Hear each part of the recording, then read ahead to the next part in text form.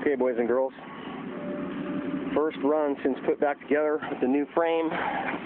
Don't have the plastics all the way on yet because I'm still painting them. Down here at 7-Eleven getting the kid some milk for her cereal.